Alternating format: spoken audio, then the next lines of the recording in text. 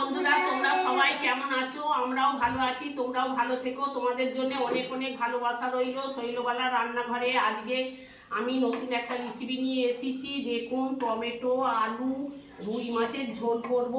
এই যে রুই মাছ নিয়েছি, আলু নিয়েছি, দুটো টমেটো নিয়েছি, টমেটো দুটো আলাদা পেস্ট করে নেব।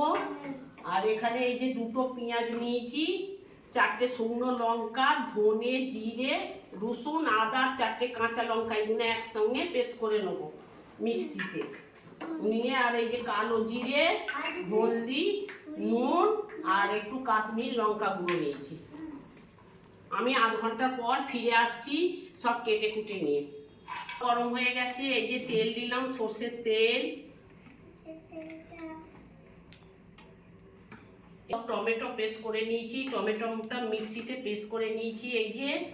আর সব মশলাটা সব একসঙ্গে পেস্ট করে নিয়েছি। আলুটা এই যে ছাড়িয়ে নিয়েছি। মাছেতে নুন আর হলুদ মাখিয়ে নেব। কড়াই একটু নুন দিয়ে দিলাম, একটু হলুদ দিয়ে দিলাম, কড়াই দিলাম।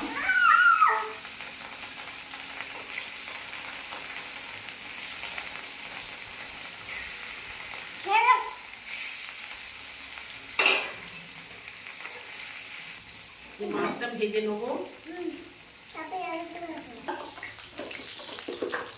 এই যে মাছ তুলে নিলাম।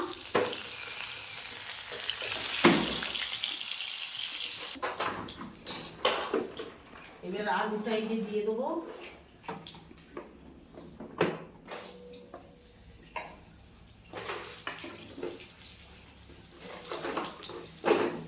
আলুটা ভেজে নেবো একটু নুন হলুদ দিয়ে।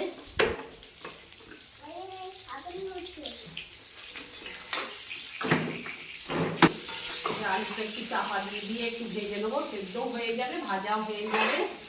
একটু চাপা দিয়ে কম আঁচেতে একটু ভাজে। যে বন্ধুরা, আলুগুলো এই যে ভাজা হয়ে গেছে, তুলে নিলাম। এই যে লাল লাল করে ভেজে নিয়েছি। আলু ভাজাও হলো, সেদ্ধও হয়ে গেল। জিরে ফোড়ন দেবো। এই যে কালো জিরে ফোড়ন দিলাম। আর একটা পেঁয়াজ কুচিয়ে রেখেছিলাম, এই যে একটা পেঁয়াজকে কুচিয়ে দিয়ে দিলাম।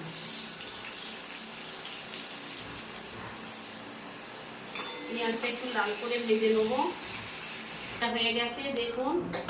এই যে মশলাটা সব পেস্ট করে রেখেছিলাম, মশলাটা দিয়ে দিলাম। তারপরে লঙ্কা গুঁড়ো, হলুদ গুঁড়ো দেবো। এই যে তো লঙ্কা বেটে নিয়েছি, এই যে ভেজে নিয়েছি। ভেজে নিয়ে এই যে হলুদ গুঁড়ো দিলাম, এই যে হলুদ গুঁড়ো দিলাম। আর এই যে কাশ্মীর লঙ্কা গুঁড়ো একটুখানি দিলাম।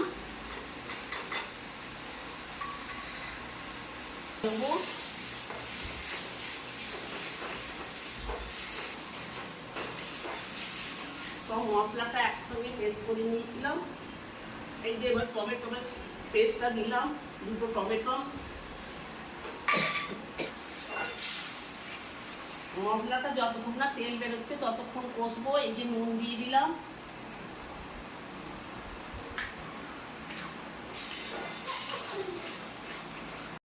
মশলা কষা হয়ে গেছে, আলুগুলো দিয়ে দিলাম।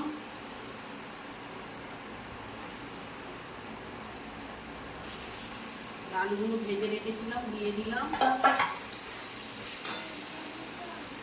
এই যে মশলার জলটা দিয়ে দেবো।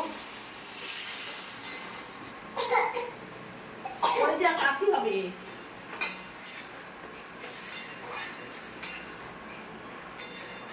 রাখবো 5 মিনিট, রেখে মাছটা দেবো।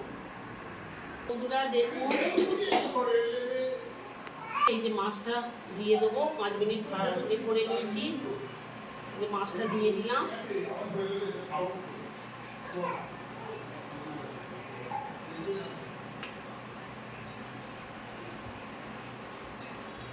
রুই মাছের ঝোল